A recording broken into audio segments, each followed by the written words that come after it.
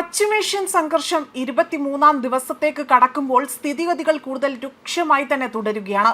തെക്കൻ ഇസ്രയേലി നഗരത്തിൽ Iranian missile ആക്രമണം രൂക്ഷമാവുകയും 88 പേർക്ക് പരിക്കുപറ്റിയതായിട്ടുള്ള റിപ്പോർട്ടുകൾ പുറത്തുവരുന്നുണ്ട്. ഇതോടുകൂടി തന്നെ ശക്തമായ തിരിച്ചടി ഉടൻ തന്നെ ഉണ്ടാകുമെന്ന ഒരു സൂചനയാണ് ഇപ്പോൾ പ്രധാനമന്ത്രി ബെഞ്ചമിൻ നെതന്യാഹു നൽകിയിരിക്കുന്നത്.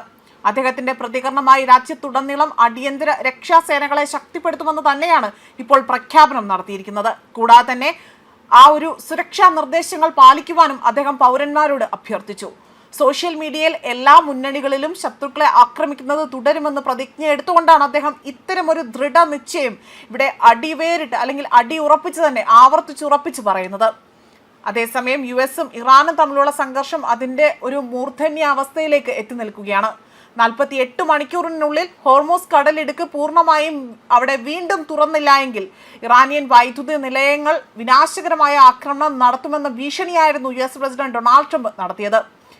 ആഗോള എണ്ണ കയറ്റുമതിയുടെ നിർണായക പാതയായ തന്ത്രപ്രധാനമായ ജലപാത ഇറാന്റെ സൈനിക നടപടികളാൽ തന്നെ തടസ്സപ്പെടുന്നു. ഈ ആഗോള എണ്ണ വിലയിൽ കുതിച്ചുചാട്ടത്തിന് കാരണമാവുകയും കടലിടുക്ക് സുരക്ഷിതമാക്കാൻ US ഒരു വലിയ രീതിയിൽ ആഭ്യന്തരമായി തന്നെ വർദ്ധിച്ചു വരുന്ന സമ്മർദ്ദം നേരിടുന്ന സമയത്താണ് ട്രംപിന്റെ ഇത്തരമൊരു അന്ത്യശാസനം പുറത്തു വരുന്നത്.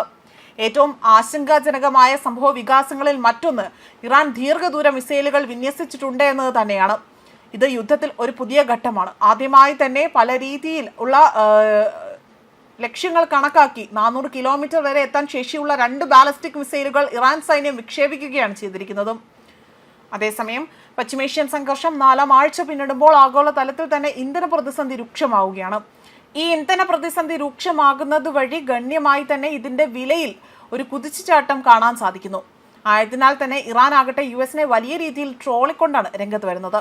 തങ്ങളുടെ കയ്യിൽ സ്റ്റോക്കില്ല എന്ന പരിഹാസം നടത്തുകയും രാജ്യാന്തര വിപണിയിൽ വിൽക്കാൻ തൽക്കാലം അധിക സ്റ്റോക്കില്ല എന്ന നിലപാടെടുക്കുകയുമാണ് ചെയ്തിരിക്കുന്നത്. അതായത് ഇറാൻ കൂടുതൽ പ്രതിസന്ധികൾ അവിടെ സൃഷ്ടിക്കാനുള്ള നീക്കത്തിന്റെ ഫലമായി തന്നെ ചില കാര്യങ്ങൾ എടുത്തു കാണിക്കുന്നു. പശ്ചിമേഷ്യയിലെ സംഘർഷം അയവില്ലാതെ തന്നെ തുടരുന്നതിനിടെ രാജ്യാന്തര വിപണിയിൽ ക്രൂഡ് ഓയിൽ വിലയും അത് പിടിവിട്ടതുപോലെ തന്നെ കുതിക്കുകയാണ്. അതിന്റെ എല്ലാം തൽഫലമായി തന്നെ വലിയ രീതിയിൽ പ്രശ്നങ്ങൾ ഉണ്ടാകുന്നു എന്നതാണ് ഇവിടെ എടുത്തു പറയുന്നത്. മാത്രമല്ല അവിടെ ആരോപണങ്ങളും പ്രത്യാരോപണങ്ങളും ആക്രമണങ്ങളും പ്രത്യാക്രമണങ്ങളും കൊണ്ട് വലിയ രീതിയിൽ കലുഷിതമായ ഒരു അവസ്ഥയിലൂടെയാണ് ഇപ്പോൾ സഞ്ചരിക്കുന്നത് എന്നതും വ്യക്തമായിരിക്കുകയാണ്. ന്യൂസ് ഡെസ്ക് കർമ്മ ന്യൂസ്.